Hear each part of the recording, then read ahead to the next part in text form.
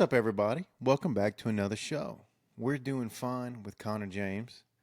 And look, as you could tell, I am in my Halloween costume today. And can you guess what I am? Let me stand up real quick. That probably didn't help at all. But today, I am Magnum PI. It was the closest thing I could think of doing because I didn't really have anything else to think of, and I had a mustache already. So the only thing I know about Magnum PI is he has a mustache, and it's Tom Selleck. I don't believe I've ever watched a second of that movie in my life or TV show. It is Halloween, and I have some just the worst thing happened to me. I recorded a whole episode in Orange Beach. And I went back to listen to it. I recorded it through the speaker on the computer. So great quality in the condo, and the audio was just like wah wah wah wah wah wah wah. It sounded terrible. I was so disappointed. And I mean, I had a good little episode too. I was going to try and do it sitting on the balcony, and the camera just wouldn't correct correctly with the sunlight in the background. So I couldn't do it with the shades open. It was freezing. It was like 55 degrees and the wind was blowing, and I wanted to I wanted to wear my uniform, my costume. But I couldn't do that on the balcony. It was too cold. The wind was blowing too hard. So I didn't. Had a great scene inside. I felt comfortable. I was sitting on the couch, sitting in the recliner with the Jimmy Buffett sign behind me. I'm going to see if I can include a little clip of it so you could see exactly how ridiculous it was, the audio. It was terrible. It hurt broke my feelings, I was heartbroken. But that's okay. I'm not going to leave you without an episode this week. And today is Halloween, baby. It is Friday the 31st. Reverse flip Uno card. And I got some Four Roses here today. See the bottle right here behind me? Four Roses, single barrel. Bought that in Florida as well. Had to travel. We were going to go to the beach this weekend. It's an LSU bye weekend. We were going to go to the beach. We had it all planned out. And then, people start dropping like flies the week things start getting put together and we're going to actually do this. People just drop like flies. Oh, I gotta watch the dogs. Oh, I've been traveling all the time. Oh, my kids having Halloween. Got to go to my first kid's Halloween. I mean, give me a break. Y'all need to grow up. We still got time to do all this stuff, guys. I'm just joking about the kid thing, but disappointing to say the least. So out of the 10 people that were supposed to come, ended up being only 2 that could come. It was a mess. So I went down there. I went to Mobile Thursday and stayed the night there Thursday. Turned around and came back this morning, Friday morning. Came back home because they do, after all, I didn't want to stay there by myself for the weekend.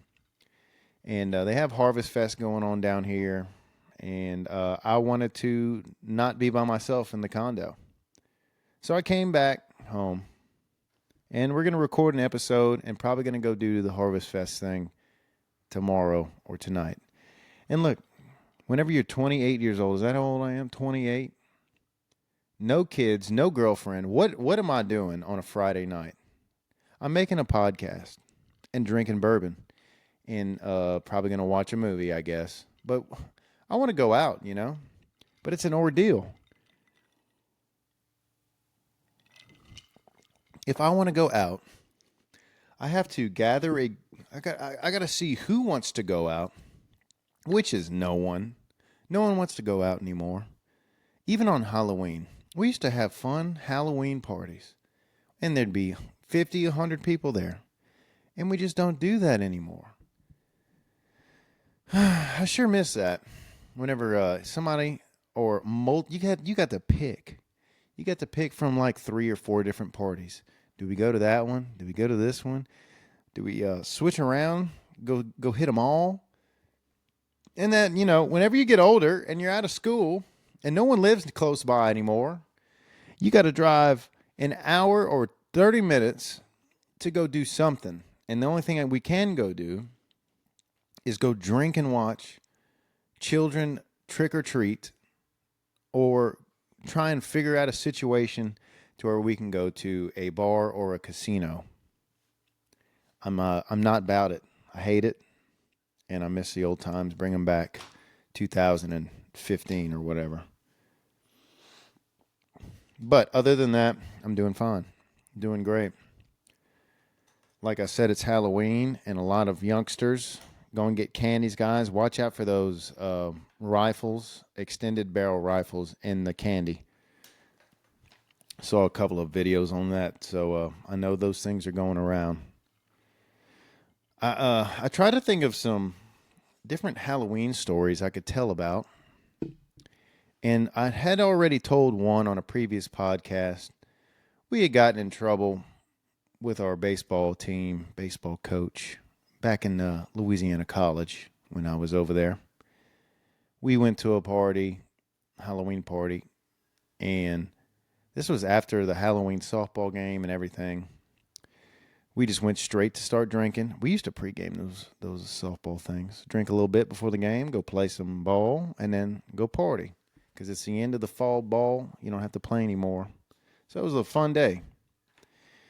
And anyways, went to this party that was down the road, and then it was a big baseball team party, and the softball team came, and the football team, and the cheerleaders, and basketball team, and stuff like that. And then, those parties kind of get out of hand because there's only one place that it's happening, and they get to be big, and then nothing's quiet in Pineville. The cops are going to show up just because they don't have nothing to do.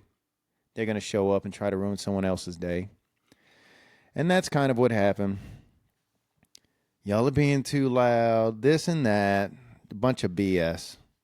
Just a bunch of power trippers that want to get some skin on us. Tell coach about it. I think some idiot girl got too drunk and fell out of a truck or something like that. And that's how word got spread, because they had to tell the cheerleading coach, and then they had to rat on the softball team, and they were like, well, that was at a baseball player's house. And then we all got called in for it. And we had to run somewhere around 26 miles a person before 48 hours, or we were off the team. And although the student handbook did not say no alcohol off of campus, didn't say anything about that, we still got in trouble for it. But we nearly had to lawyer up and sue the president at the time. We were all serious about it. We were going to take legal action against those crooks over there, thinking they could tell us what to do when we're not on campus and we're grown adults. So it turns out there was nothing in the handbook that they could do to pursue us any further. And sure as hell, the next year, there was something in that handbook that said absolutely no alcohol on or off campus. And I mean, this school's crazy, man. They tried saying, like, there's people that are professors and teachers. They said absolutely zero alcohol tolerance on or off campus. How can you say that to grown adults? I mean, that's just how ridiculous they were. But that president is no longer there. He had some sort of scandal he got in trouble with, so he got the boot, paid off to leave before any action was taken against him. And that's that. I don't even know who the president is now. Doesn't bother me. But thinking of parties and stuff and fun stories, man. I was trying to think of some spooky stories to tell you about. But before we get into that, this past weekend, Brian Kelly. Oh, man. It's gone. It happened. It's over with. The cancerous mass that was growing on our side is gone. He's so gone. And it feels great. And now Scott Woodward is gone. We paid millions and millions. That was my dog cheering, if you could hear that. Millions of dollars to watch this team fail. And I'm glad it's over with. Brian Kelly was never the right fit for LSU. He was just fake all over it. You could see on his face when he spoke, when he would lie. You know, he was just fake. You hear all these stories coming out now about how he used to treat his former players, like Greg Brooks Jr., the one that got paralyzed, never got a call from Brian Kelly after he got paralyzed. What kind of coach does that? Brian Kelly would never allow former teammates to come around practice, come to around the team for games or anything. Kept them all shut out. And now all on Twitter, you see all these players talking about it, coming out to talk about it. Man, that's not Louisiana culture. You just can't do that. You cannot do that. Like, who cares who the coach is? If you have to, I mean, Louisiana is a family thing. And if you can't allow, that's part of the college sports too. Like, I played, to this day, I'll go walk up to the baseball field, go sit in the dugout. I'll go to spring games. I'll go to fall games, practices. I'll go sit in the dugout, talk to him up there. Not a problem. Coach Burns says, come on, baby, come sit up here next to me. There'll be 3 or 4 of us in there. He don't care. That's what you want. You want to see those guys coming back. I mean, that means at least you had a good relationship with the team. You're coming back to visit to see how things are going. And, you know, and guys that are playing, young guys, like to see that as a team. I mean, wouldn't you think it's weird if nobody ever came back? Nobody ever showed up to wonder what was going on? And, yeah, you just can't have that. One of the guys that has been fully talking about this a lot is this Braden Fehoko guy, the one that used to do the haka.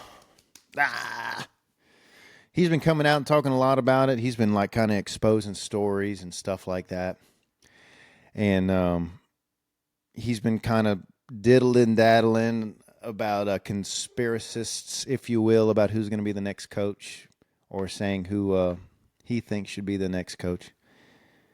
And Kelvin Shepherd is one of his picks. Kelvin Shepherd is the defensive coordinator for the Detroit Tigers, who have the best defense in the NFL. And this isn't a sports broadcast because I don't have a clue about the NFL, really. This is just all things that I know from the news. And Kelvin Shepherd played linebacker at LSU, and he's a Louisiana guy. Might be a good fit, but he's a defensive coordinator. Do you go and risk something like that? That's what he's been saying. I mean, you don't have to pay him as much. Is that what you want? Could be a good fit. Could be a disaster. Does he want to take that risk and come over here? Would we even want to take that risk and hire him? And I don't know, man. I think Lane Kiffin is the pick. I think Lane Kiffin has been wanting the LSU job. I mean, he's got the attitude for LSU football. He talks like us. He moves like us. I think, to me, he's the clear, obvious choice for us. That's me. It's hard to say and like go out and get an Oregon guy, Dan Lanning or whatever, like the guy that does all the crazy stuff with his. It looks like he's on drugs or something. But he already said, I think he's not coming. And then you don't want the Penn State guy. You don't want anybody that's been fired. You want somebody that's working right now. You do not want somebody that has been fired. I think LSU is one of the top 3 programs in the country and always will be. At least the brand is. You can't go and get a fired coach unless it was Kirby Smart, who's not going to get fired. Kirby Smart will never get fired. He'll retire over there. If LSU offered Kirby $20 million a year, so would Georgia. They're not going to lose him. And Nick Saban not coming back. Now I heard, good idea, Nick Saban being the athletic director. I like that. That's a good idea. Then we'd have him around. Then he'd kind of be a coach.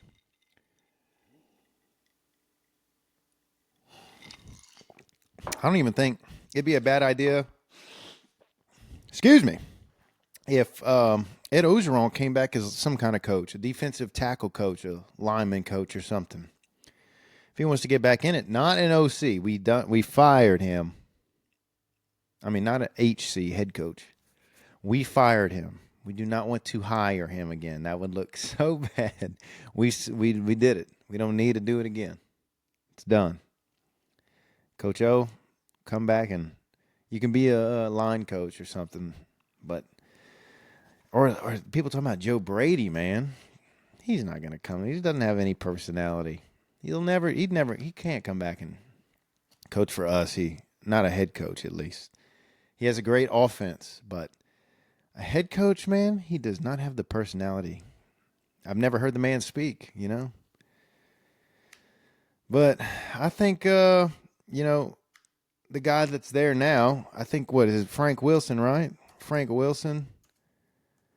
Let's see, Frank Wilson. Yeah, Frank Wilson. He's at LSU. He's the one that took over when Ogeron got fired. Man, I like him. He's a great football coach. The first day that Brian Kelly got fired and they had practice, he opened up all the doors and he said, "This is an open door facility." He basically invited all the ex-players or former players back. Like, no, we're gonna be old LSU. It's back, baby. And they were having just physical practices. He was saying very physical practices. I think the guys are kind of turning around. I think a lot of the guys are so glad that Brian Kelly is gone. I mean, you're going to see that those guys that say, "Oh, well, I don't care what anyone says. He was a good coach. He was a good coach to me. He was a good guy." This ain't got nothing to do with how good of a guy you are, all right? But most of the guys I've been seeing that have said that are players that didn't get too much playing time. They didn't play. They're just kiss asses. Nobody likes that. And that's how it goes. It's the kiss ass players. "Oh, he was never bad to me." Kiss ass. He's going to try and go wherever he goes. You got them guys everywhere, though. But the guys that played, and you could tell that they were glad that he is gone. And I think everybody in Baton Rouge has their spirits lifted a bit. And look, I'm making a prediction. I think LSU is going to come out. I think they're going to beat Alabama next week by 30 points. It's going to be a game. When Brian Kelly was there, it looked bad, man. I think they would have killed us. I think they would have absolutely killed us. But hey, it's going to be all right. LSU football shall prevail. And, I want to get into the Halloween spirit. We're going to talk about it. I'm going to tell you some stories and see if you can relate to it. Be right back real quick. All right, I'm back. Had to go get a little drinky poo. Had to go make another one. Cheers, everybody, to Halloween. Good little Halloween day. Got my costume on. You know what I'm saying. I watched a couple and I wanted to get in the Halloween spirit. What do you guys think about Halloween? I think it's an okay holiday. I like it because it's the start, man. Whenever Halloween gets around the corner, that means Christmas and Thanksgiving are right there. We're on the home stretch, and those are my two favorite, Thanksgiving and Christmas. I don't really celebrate Halloween, too much. I don't really care for it. You can start decorating and stuff like that. But I did like to watch some scary movies. I love a scary movie. I watched a couple of them this week. Like American Psycho, classic. The guy kills, he's a murderer on Wall Street. Great movie. If you haven't seen it, you got to go watch it. But I watched a new one. I don't know if you ever seen it. It's called Nefarious. And this was an interesting movie. I've never seen it before. It was about a prisoner that was on death row and he was going to go get killed. Not get killed. He was going to get executed. He was a convicted serial killer. And a doctor came to evaluate him before he was sent off, because they had to tell him, they had to say if the guy was insane or not. Because if he was insane, then he wasn't going to get the electric chair. But if he was declared sane, he would get the electric chair. And basically, the guy, it's weird because the guy is possessed, or he says he's possessed by a demon, and the demon comes out in his personality, and he's telling the doctor things that there's no way he could know. And then the other guy comes back in his regular body. He doesn't actually come out of his body, but in just his emotions and stuff, he's saying, no, it's me now. And then, whoo, oh, no, I'm the devil, demon now. But they switch back and forth. And the guy's got to prove to him, the demon has to prove to the doctor that he is sane. And it's a great movie. It was a really good movie. I suggest going to watch it. And then another one I watched last night, man. It was on Amazon. It was so bad. It was not, okay, so it wasn't so bad. It was like an insane asylum. Let's see. Doctor, what was the name of that movie? Insane asylum, Doctor, Amazon.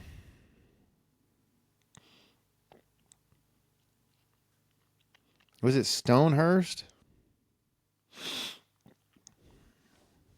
Yes, it was.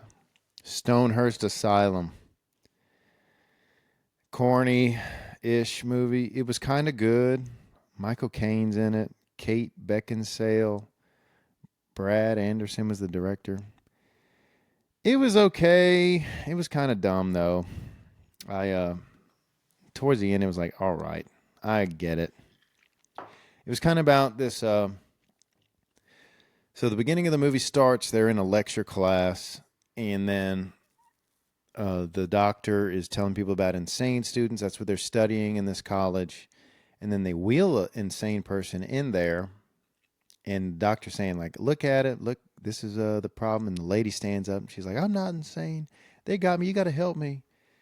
And then whatever. And so a couple months later, the doctor shows up to the insane asylum. And he's like, hey, I'm here to study under so-and-so. I'm trying to get my clinicals done or whatever. He wants to work in person, on hand, on site. And they start working. Well, it turns out that the insane asylum patients had taken over the insane asylum, and all of the regular doctors and employees were locked under the basement. So the doctor has to figure out a way to get the real doctors out without the patients knowing, because they're all nuts. They're all nuts. It was a good plot to the movie, but it ended very weakly. So I'll probably try and find another one tonight that's decent. But that's what I got so far for movies this week. So yeah, I told you about the Halloween game, and I wanted to share about some stories. I'm not a big ghost guy. I don't really think ghosts exist. I sure hope they don't, because I just don't like the idea of demons and thoughts and ghosts. And, you could say, oh, that's so-and-so, that butterfly or whatever. Like, I don't like any of that stuff. I'd like to think when people die, they're dead, and that's it. But one thing that was scary that happened to me, and I used to live whenever I moved back from college, I moved into this little house that is on my parents' property, and my grandma used to live in it whenever she was alive. She passed away, probably 16, 17 years ago. So we still have the house. It's a little guest house, and I moved in there to live in because I didn't want to live in my parents' house. I wanted to be on my own. And it's a little creepy house. Like, don't get me wrong. It's probably 800 or 1,000 square foot, little bitty. It's got one bedroom, one bath, big kitchen. I mean, kitchen, living room, and it's just nice. That's all I need. Just staying there till I get my house. And it is a little creepy house because my grandma did pass away in it, but she had cancer, so it wasn't like something crazy happened. But one my friends always said it was the scariest house, and it was haunted and all that stuff. And I never. Then again, it's my grandma. I really wouldn't be scared, but I don't like I said, grandma. If that is real, do not do that to me. I do not like that. You know what I'm saying? So, but this one night, this did scare me. I was in my bed. I don't know. It was probably 9 or 10 at night, and I was watching a movie. And I don't know if it wasn't really a scary movie. I don't think. I don't even remember what it was. But so whenever you walk into my house, it's into that house. It's living room, hallway, bedroom, bathroom.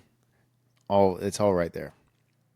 So I'm laying on the bed watching a movie, playing on my phone, watching a movie, and I hear like a faint music playing. And I'm like, what is that? And I'm by myself, and I pause the movie, and I'm listening. And I'm like, what in the world? Is somebody outside my house playing music in their vehicle? So I'm like, what is that? I get up and I open the door to the living room, and music is playing in the living room. And I'm like, what is that? Nothing. It's pitch black.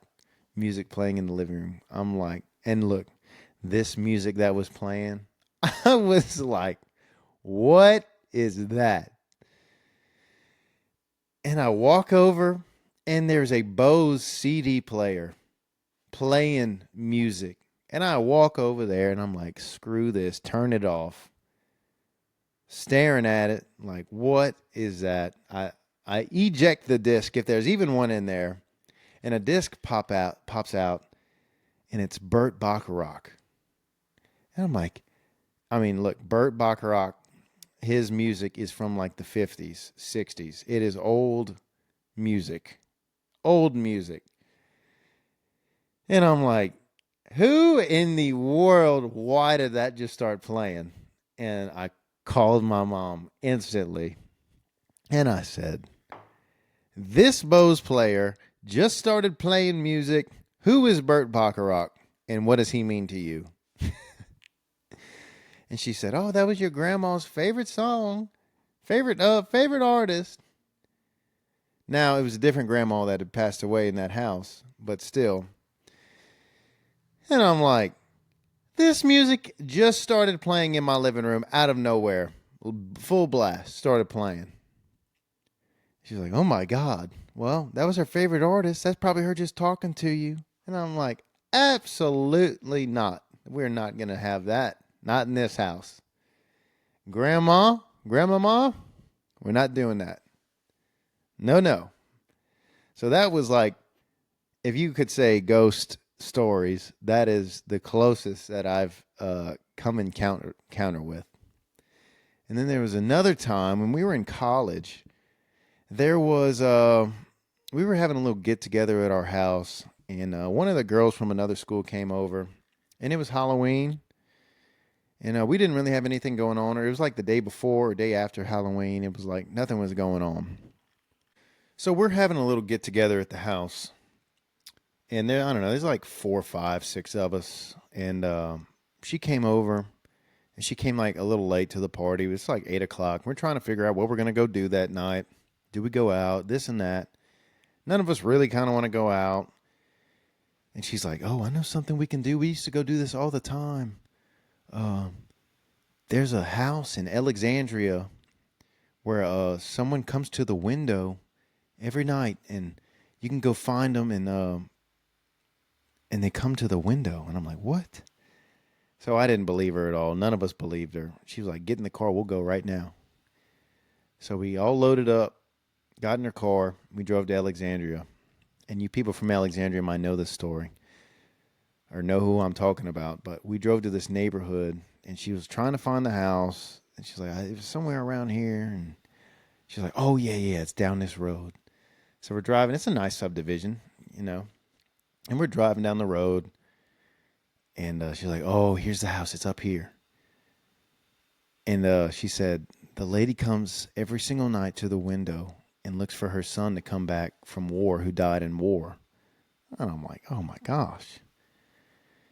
And we're driving. She's like, oh, yeah, here it is. So we pull up to the house.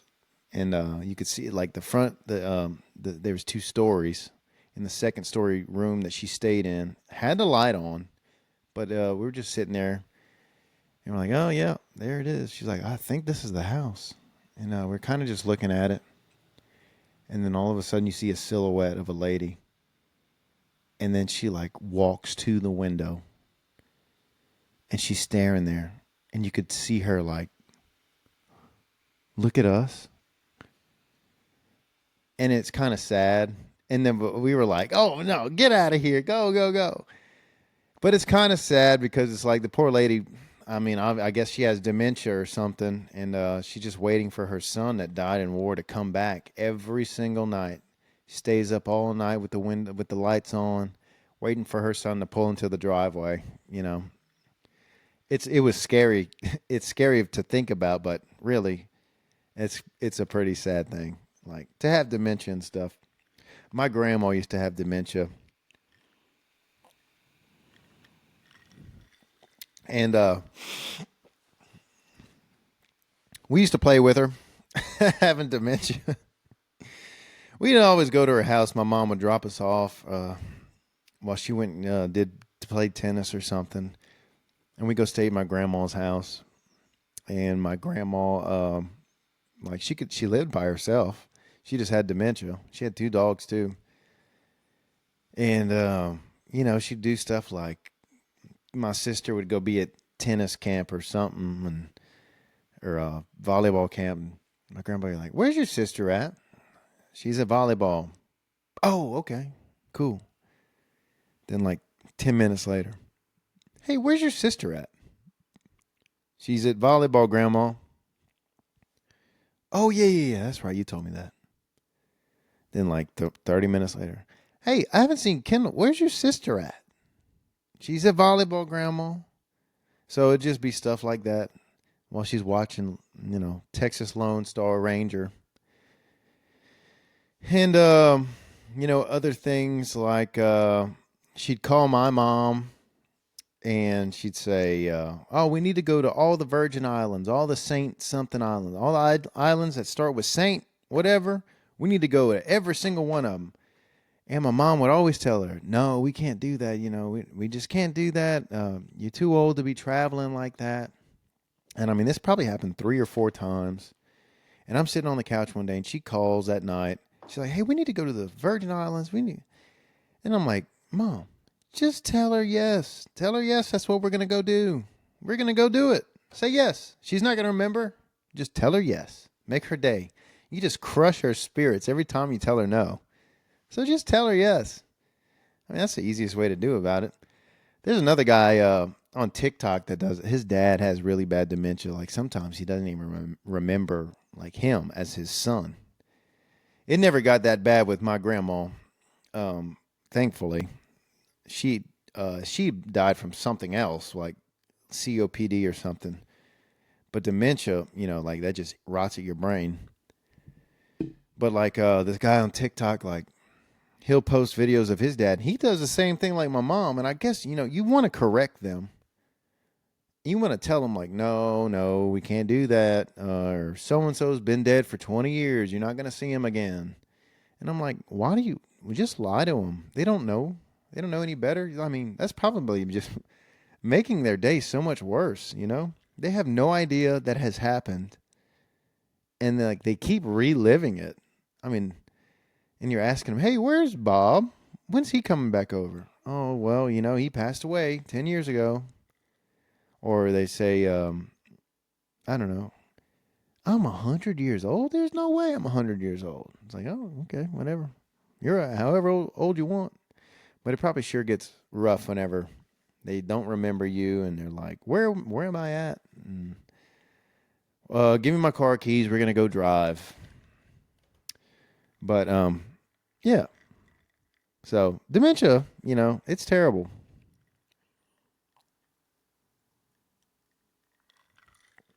We used to always go to the 13th Gate in Baton Rouge.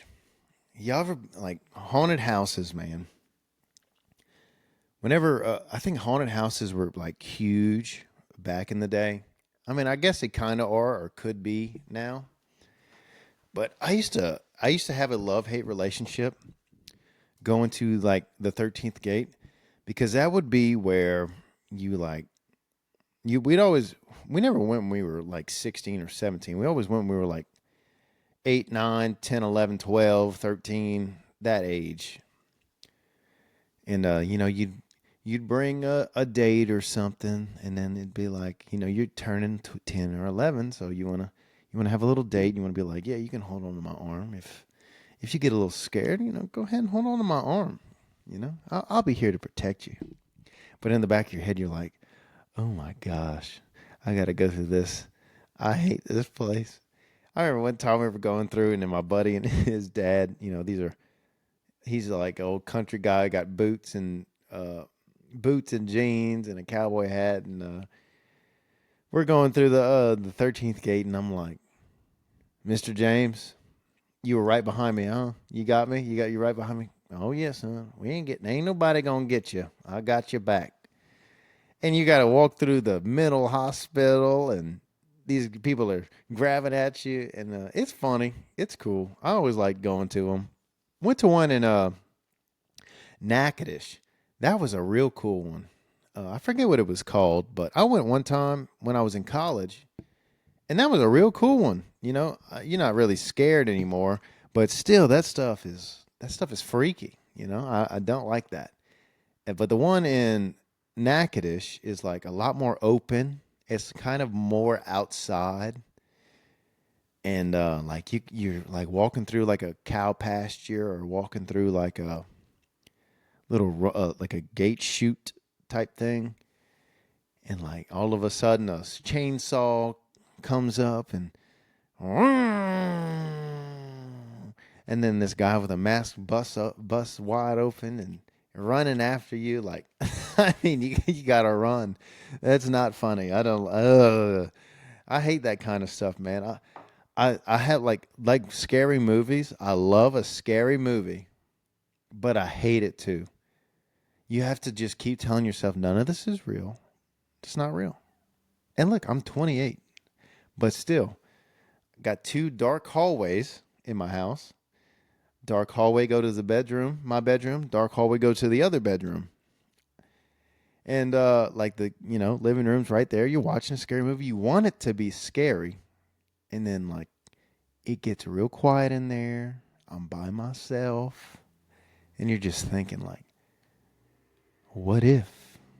I don't believe in this stuff, but what if this is the night that it pops out and you see it or it grabs you?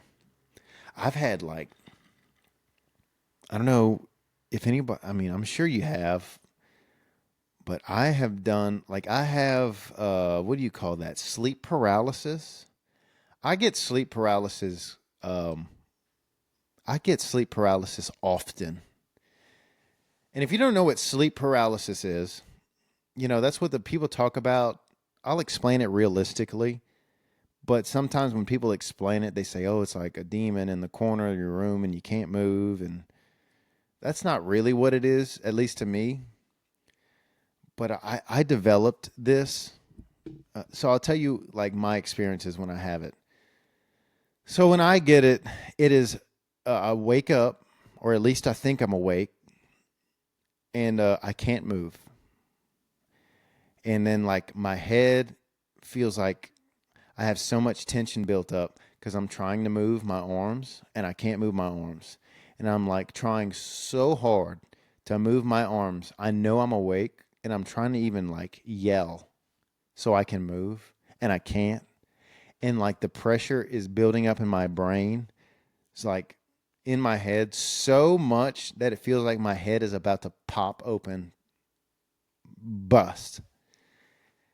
And like is things just start going blurry and you're just trying to jerk so you can wake. I'm like, if I could just move my foot, if I could just move. And then sometimes you have to stop trying so hard and relax and like try to move something a little slow and it still doesn't work. And it's the craziest thing. I have no idea like what it's about. I never had that my whole life.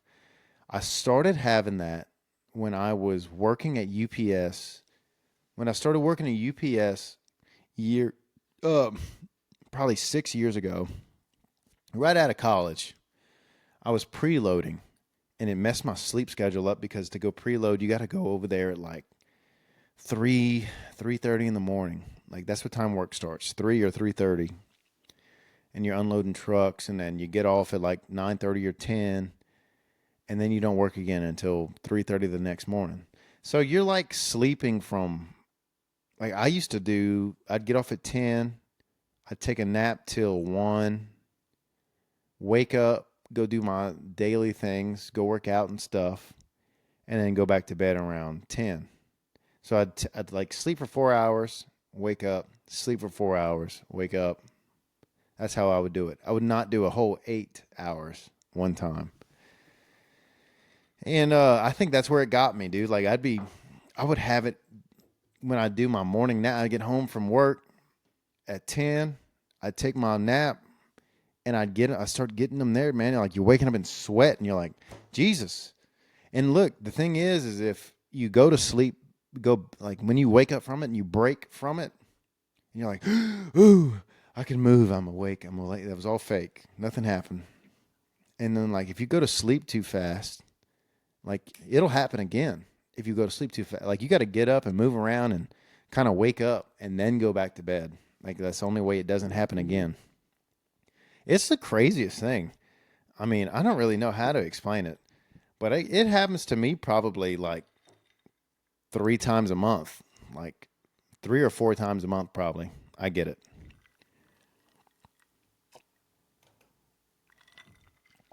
And I will tell you, I do not enjoy it. It is not fun. Sleep paralysis is just not fun. I I have tried different things to like man, like I'll even have dreams sometimes. Just crazy dreams like I swear like I'll have dreams like a demon has me from the back or something like grabbing me, trying to take me. And then I wake up and then I'm in sleep paralysis mode and I can't move. And like you could tell like something's in the room. You can't see anything, but your eyes are open. Something's in the room. It's the craziest thing. If you've never had it or if you've had it, let me know because that it is nuts. I did have a question from last week's podcast I forgot to tell you about. And it was another one from my buddy Tyler Atkins. If you could only have one, I guess, food for the rest of your life, would you choose pizza, sausage links, boudin, or kolaches? Out of those 4, I'd have to go pizza. Because that could be any pizza. Because if you just can have sausage links, boudin, I'd get real sick of boudin fast. And kolaches wouldn't be too bad. Kolaches are pizza. But like I gotta have some carbs in there. I would definitely go pizza. I love pizza though. Pizza's my favorite bowl. And man, my video popped off that last week about old Coach Doug, Coach Bass. Y'all love that stuff about Coach Bass. And I went and bought the Ponce in Villeplat from Teats, and I'm gonna cook it sometime. And Coach Doug, he made him a TikTok, and he shot me a message on TikTok, and he commented on the video. He obviously loved it. Man, that video got like 80,000, 90,000 views. Obviously, so many people. That man's a legend. That man's a legend. And we're gonna do something soon. I think. He said, "Boy, what if we have a little TV show, little food show? We got to do something. Come over, I'll cook it. We'll talk football."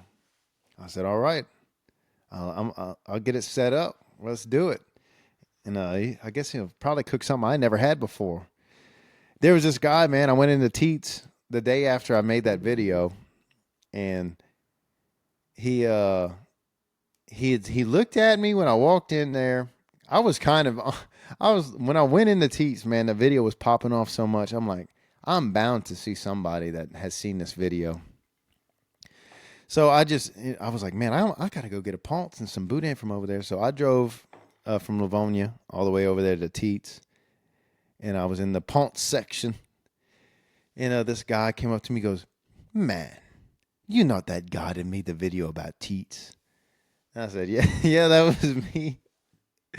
And he said, "Oh, man, I've been sending that to all my friends. I see you on my TikTok all the time. Man, can I get a picture?" And it was so cool. So we took a picture together. He said, "Coach Bass is a legend, man. He's a legend." And I'm like, "Yeah, he is, dude." Everybody knows him. And man, I had some Teats when I got home.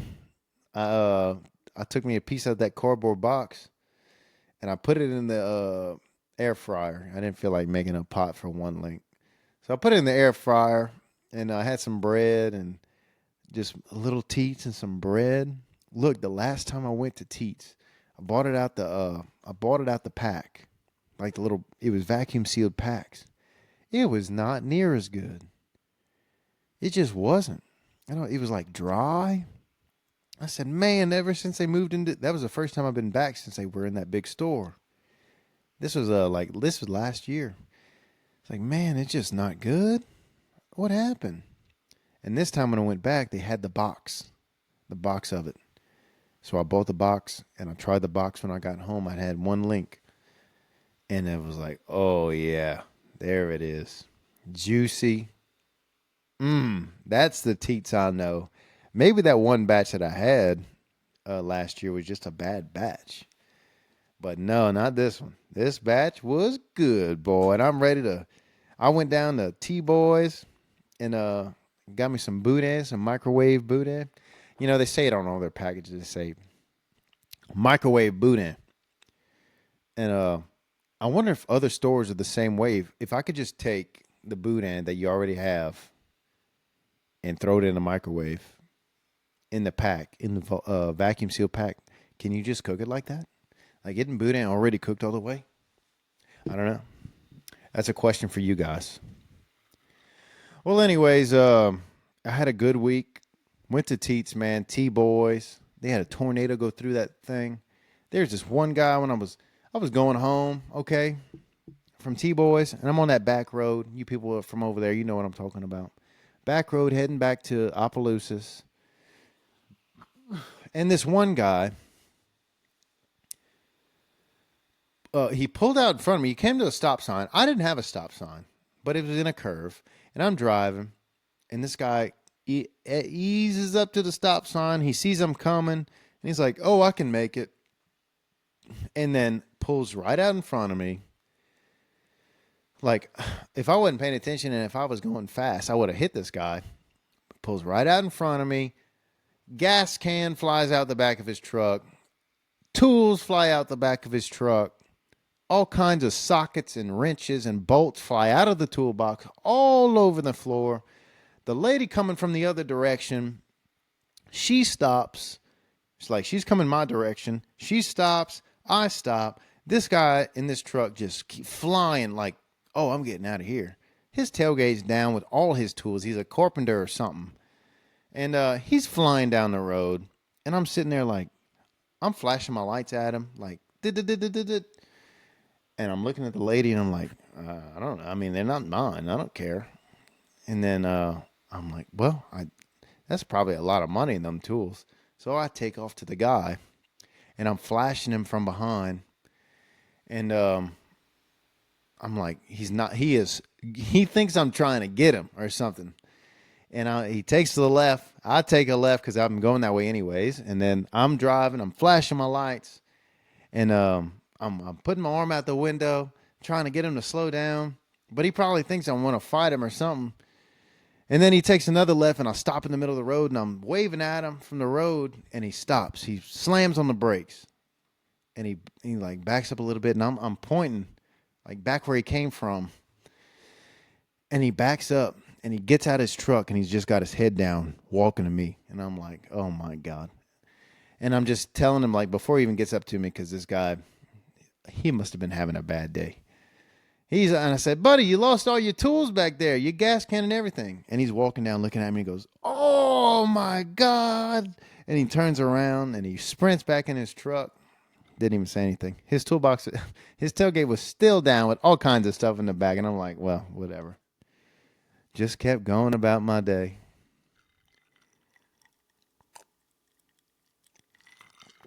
But I'd love to have a day, Coach Doug, come over here, man. I even got some guys that are sending me some seasoning. They're sending me some seasoning. Who was that? Bordelon. It's some Bordelon seasoning. It's called like Bucking something. I'll shout him out real quick. He sent me a message yesterday. His dad actually did. Drew Bordelon and another Bordelon. And this the seasoning, Barry Bordelon and Drew Bordelon. And this seasoning is called, I don't know. I don't know what the seasoning is called. I saw it was at Teats, though. But I didn't get any of it. So they're going to send me some. I'm going to try it out for them. He's like, man, what can I pay you to try the seasoning? And I'm like, oh, don't give me no money. I'll just try it out, and I'll tell you if it sucks or not. No, I'm just kidding. But I will say if it's good or not, we'll do something with it. So, anyways, that's the show for this week, guys. If you got any questions, anything we should talk about, we're going to do a cooking show soon, I believe. And Coach Doug will be on it. Wouldn't that be sick? We're going to cook that Ponce probably next week. I'll put it on my TikTok. And maybe I'll go trick-or-treating tonight. I don't know. Maybe I'll go. But I'm going to have some more of this bourbon. I'll tell you that. Great seeing y'all again. Y'all enjoy your weekend. And we're doing fine. Have a good one.